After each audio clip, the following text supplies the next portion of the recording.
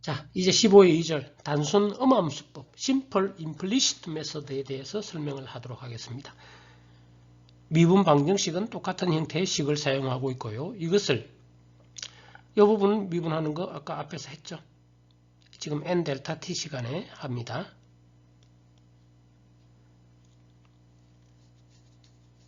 그런데 이 부분을 이제는 후진 차분을 사용합니다. 후진 차분이라 하면 n 델타 t 시간에 하면은 n-1 델타 t와 비교를 합니다. 미분합니다. 이렇게 되는 거지. 대입을 합니다. 그러면 식은 우리는 15의 11과 같은 식을 얻을 수가 있겠죠. 앞에와 차이가 있죠. 이 부분이 단순 양함수법과 차이는 이 부분이 다르네요. 자, 그런데 위식에서 n 대신에 n 플러스 1을 대입하여 나타내는 경우가 일반적입니다. 그 말은 여기다가 n에다가 n 플러스 1 나타내면 플러스 1, n 플러스 1, n 플러스 1, n 플러스 1. 근데 이 두 식이 같다라는 것을 이해할 수 있어야 됩니다. 같습니까? 무슨 말인가 하면 이렇습니다. 예를 들면 n 이꼴 3을 대입해 봅시다. 그럼 이 식은 어떻게 되나요? 여기 u3, u2, u3, u3, u3 이렇게 되겠죠. 근데 이 식에다가 n 이꼴 2를 대입하면 u3, u2, u3, u3, u3 똑같죠? 같은 식입니다. 일반적으로 n이 값에 뭐를 하느냐에 따라 달라지는 거지. 즉 요거는 처음부터 우리가 n 플러스 1 지금 델타 t 시간에 대한 차분식으로 한 겁니다. 같은 겁니다. 실제 유도해보면 이 두 식이 같다는 것을 이해할 수 있어야 되겠습니다. 실제 우리 사용하는 식은 이 식이 되겠습니다. 자, 그러면은 이 식은 살펴보겠습니다. 이 식을 살펴보면 여기가 n 플러스 1, n 플러스 1, n 플러스 1, n 플러스 1이니까 n 플러스 1 있는 걸 이쪽으로 다 모으면 이렇게 되네요. 1 플러스 2r 물론 r은 아까처럼 같습니다. 델타 x제곱분의 알파 델타 t를 곱한 겁니다. r이라 하면 식이 이렇게 되네요. n 있는 거는 요거밖에 없네요. 요거 델타 t를 곱한 겁니다. 이 식에 델타 t를 곱한 다음에 이렇게. 그런데 자, 앞에서도 우리가 이 식은 n 델타 t 시간에 아는 값이죠. n일 때는 앞에서 그 n 이꼴 0일 때, 예를 들면 n 이꼴 0일 때 주어진 값이죠. 그런데 요 다음 순간 n 이꼴 1일 때 0.1초 이거 구하는 건데 이거는 모르는 겁니다. 즉 우리가 i점에서 n 플러스 1 시간에 구하려 하는데 이거 구하려니까 식에 i-1점에도 n 플러스 1, i 플러스 1 서로 이것만 구하려니까 이거 대입한 모르죠. 연립 방식 풀어야 됩니다. 이런 경우는 연립 방식을 풀어야 합니다. 그리고 귀찮죠. 0.1초 후에 온도를 구하는데 연립 방식을 풀어야 됩니다. 이것은 뒤에 예제로서 설명하면 이해하기 쉬울 겁니다. 그런데 이것은 장점은 뭐냐?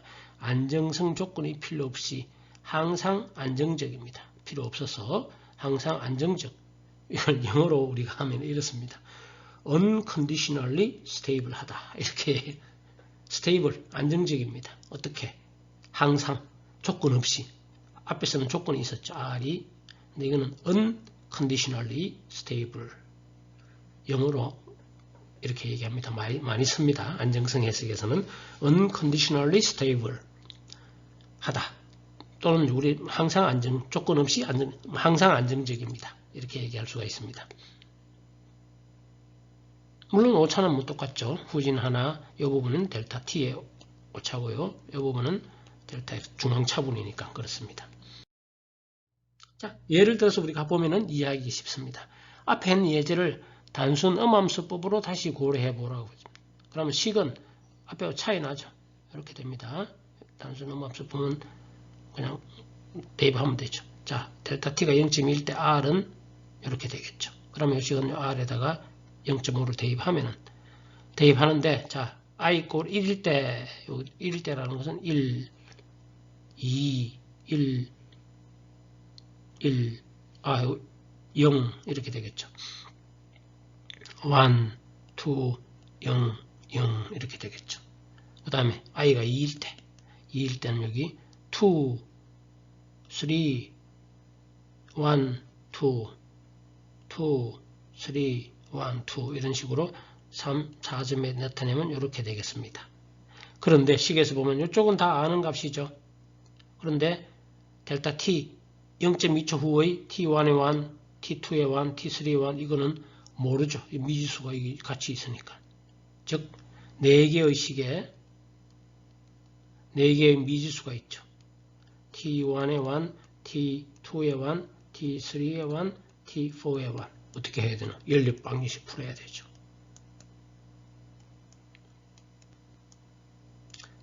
연립 방정식을 풀면 되겠습니다. 연립 방정식 푸는 것은 어떤 걸로 해도 상관없습니다만은 이때에도 역시 주로 이 숫자가 작을 때는 상관없지 많을 때는 어떻게 한다? 반복법, 가우스 하이델법이나 SOR법을 제일 많이 씁니다. 이렇게 사용해서 구해야 되겠죠. 이거를 4장, 5장에서 배웠죠.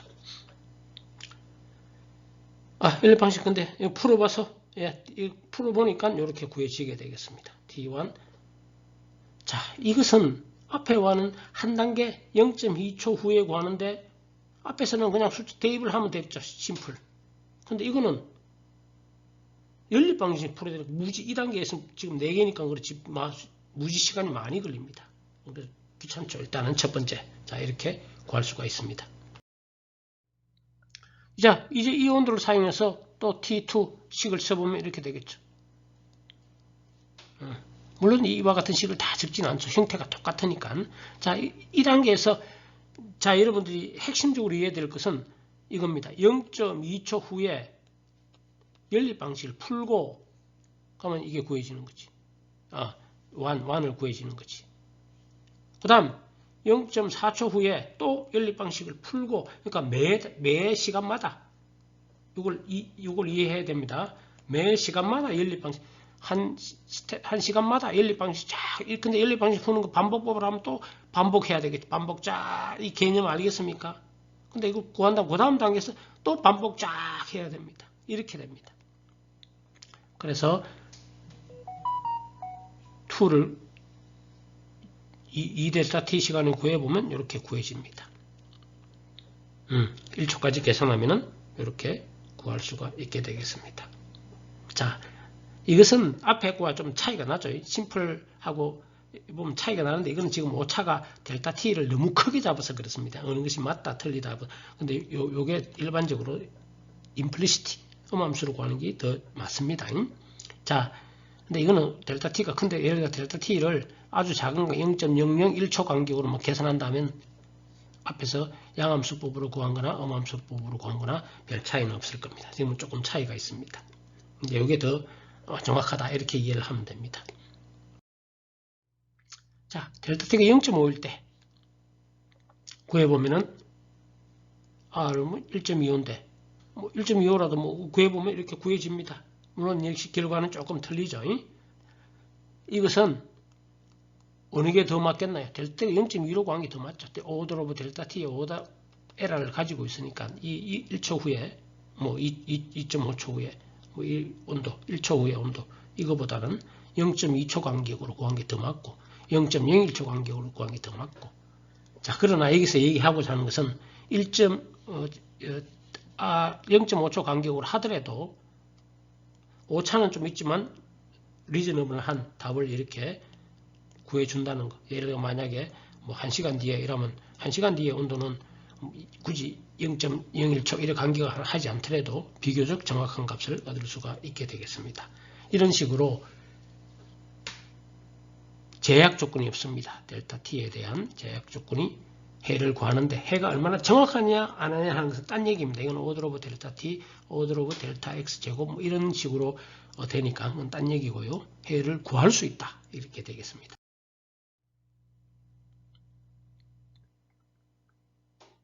예, 이것은 C나 매틀랩으로 프로그램을 작성해보라. 이와 같은 1차원 우리 최종 목표는 2차원, 3차원이죠. 자, 그런데 1차원에 대해서 한번 프로그램을 작성해보라. 단순 양함수법과 단순 음함수법으로 온도를 구하는 프로그램을 작성하라. 그리고 초기 조건 이렇게 했을 때 10개 델타 T 0.1 이럴 때 온도를 출력해보라. 또한 델타 T가 0.5일 때도 출력해보라. 이런 뜻이 되겠습니다. 구간을 M등분 했으면은 구해야 하는 점은 이렇게 되겠죠. 왜? 이걸 예를 들어가지고 4등분 하나, 둘, 셋, 4등분 했다 그러면 하나, 둘, 온도는 5개가, 근데 T0와 요거는 주어져 있으니까 구해야 하는 건 요거겠죠. 따라서 우리가 구하는 건 요거죠. 1, 2, n-1이 되겠습니다. 1, 2, 3죠. 3. 4등분 했다면 요거는 4, 0부터 4 이렇게 되겠죠. 근데 T0는 주어져 있고 Tm점은 TB로 경계 조건으로 주어지겠습니다. 자, 그러면 여기서는 이제 어떻게 하느냐. 단순 양함수법은 쉽다 그랬죠. 사용하는 식은 이거죠. 이거 그대로 사용하면 되겠습니다. 자, 그런데 여기서 i가 1일 때는 1.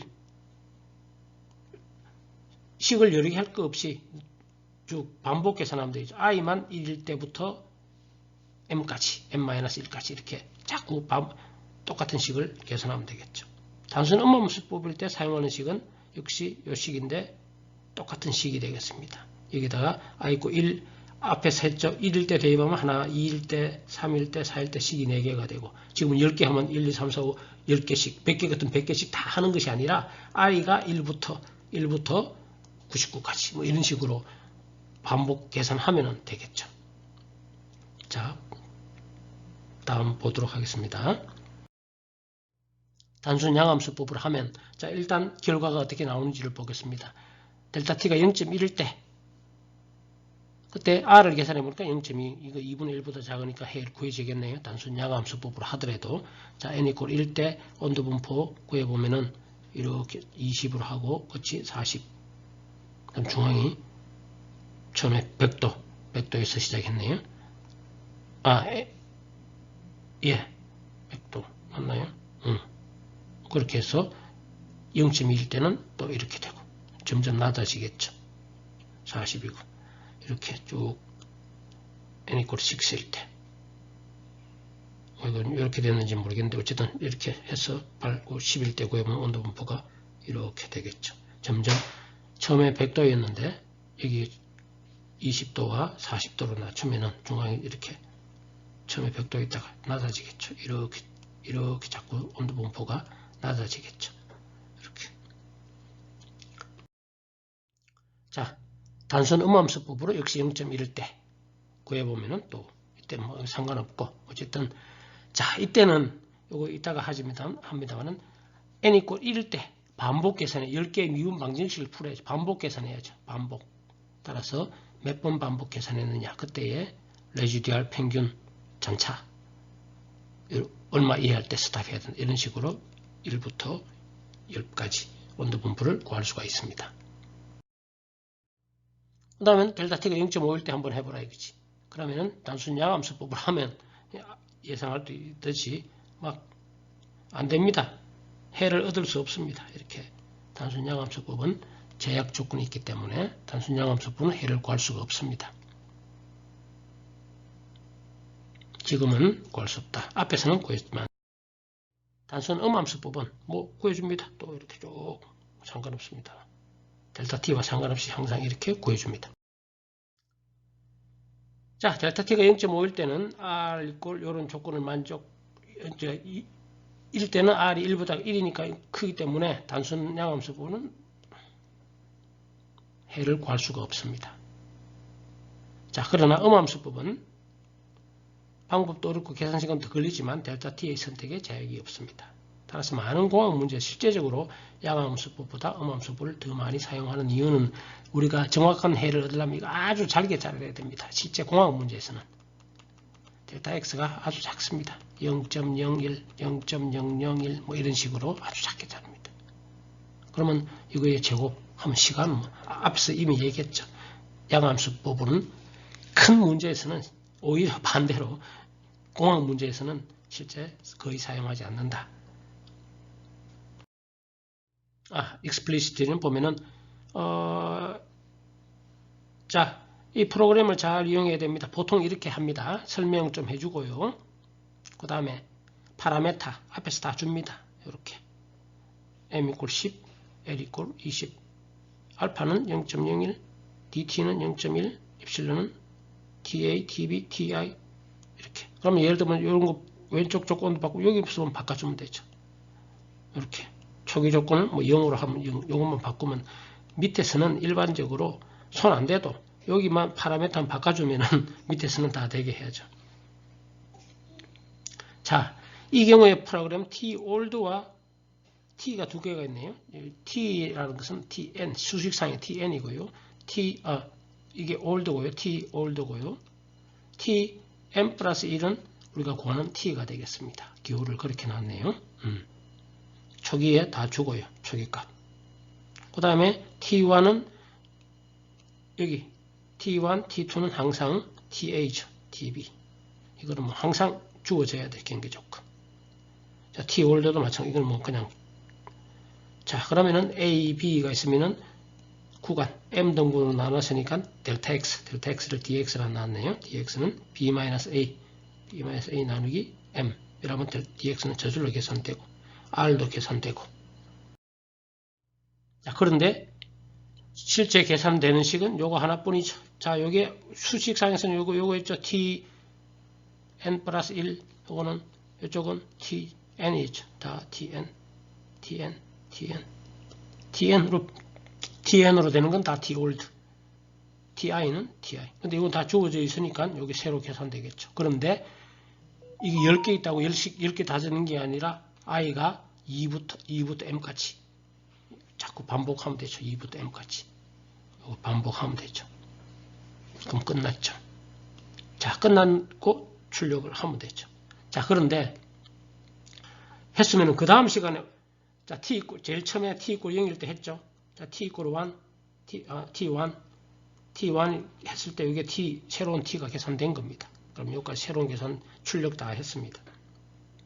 그러면은 그 다음 시간에 가야죠. 그 다음 시간에 가면 어떻게 합니까? 이 방금 계산한 t1을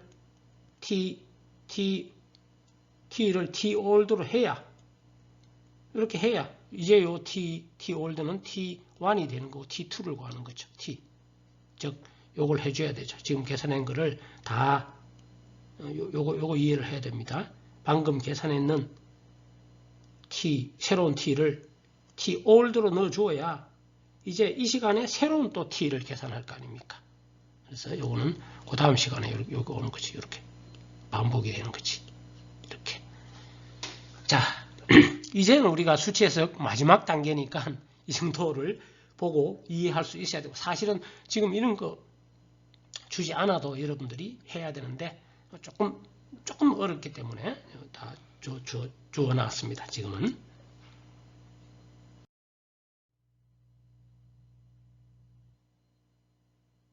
자, 그런데 임플리시트는 조금 더 복잡하겠죠. 복잡하든 어쨌든 앞에는 똑같죠. 다 똑같습니다. 그런데 여기도 계산하는 식은 요거 하나입니다. 자, 요 식을 요 식은 어떻게 돼 있어요? 원래 이렇게 돼 있죠. tn 플러스 1. 여기도 다 n 플러스 1이죠. tn 플러스 1 여기에 원래 식은 이렇게 돼 있었죠. 1 플러스 2r tn 플러스 ti 플러스 저기 ti 플러스 1에 뭐 있고 뭐 어쨌든 n 플러스 1도 있고 뭐 n i 플러스 1도 있고 이쪽에 ti 0 이렇게 돼 있죠. ti 요거는 전부 다 old로 나타낸 거고요. 자, 그런데 t 이런 거는 다 t로 나타낸 겁니다. 그런데 이와 같은 미분 방정식 연립 방식 풀 때 어떻게 한다? 반복법을 한다 이거죠. SOR법 하면은 i 있는 걸 빼놓고 나머지 일로 다 일로 넘겨야죠. 이쪽으로. 이거는 알려진 값이고요. 그렇다면 이걸 반복법으로 풀려면 어떻게 하느냐? 요걸 가정해야죠. 초기에 가정해야 됩니다. 가정. 주어진 값으로 가정한 다음에 새로운 값을 계산하고 그런데 자꾸 반복 계산은 가우스-사이델 법이 지금 이건 이거는 가우스-사이델 법이네요. 가우스-사이델 법을 하면 이렇게 되죠. 자 여기서 told는 주어진 값이고요. 이거는 우리가 구해야 되는 값인데 어떻게 구하라? 반복법으로 하라. 가우스-사이델 법을 하니까 나머지는 i점 빼고 나머지는 이쪽으로 넘기고 오른쪽으로 넘겨서 가정한 값을 계속 대입하면 이거는 우리가 5장에서 반복법 가우스-사이델 법을 이해 못하면 지금 이 단계에서 이해를 못합니다. 이게 핵심입니다. 제일 우리가 자 여기도 설명이 되어 있지만 계산에 사용된 식은 오직 이거 하나뿐입니다. 이거 하나뿐입니다. 다른 식은 똑같은 식이죠. 만약에 이것을 직접법으로 한다면 지금 이게 10개 방정식이면 식이 10개 T1 미지수가 10개가 있다 칩시다. T10까지 11개 나왔다면 자 그러면은 요 개수가 어떻게 되겠냐면 10개 곱하기 10개의 개수 여기다 일일이 넣어줘야 되겠죠. 여기 일일이. 근데 이게 순차적으로 지금 1차원이니까 순차적으로 어찌 뭐 들어가겠습니다만은 2차원 가면 그렇게 안 됩니다. 이거 개수 넣는 겁니다. 2차원 얘기했죠. 100개 곱하기 100개. 만 개면은 구하는 온도가 만 개면 이거는 만 곱하기 만 개의 개수가 되고 이거 자체도 못 넣습니다. 그러나 반복법으로 사용한다면 식 자체는 이거 하나입니다. 뭐 고민할 거 없이 개수 고민할 거 없이 이걸 반복 계산하면 되겠습니다. 이 부분을 자 그러면은 이거 했으면 수렴했느냐 판단해 레지듀얼 계산해야 되죠. 그 다음에 이렇게 자 그렇게 해서 수렴을 하면 이제 이렇게 됩니다. 수렴을 하면 자 여기까지는 똑같고 그 다음은 또 올드를 이렇게 해줘야 되겠죠. 새로 해서 그 다음 단계 가는데 그 다음 시간에 단순 대입하는 이 반복도 이터레이션 1부터 imax까지 이터레이션 여기까지 자꾸 반복해야 되지.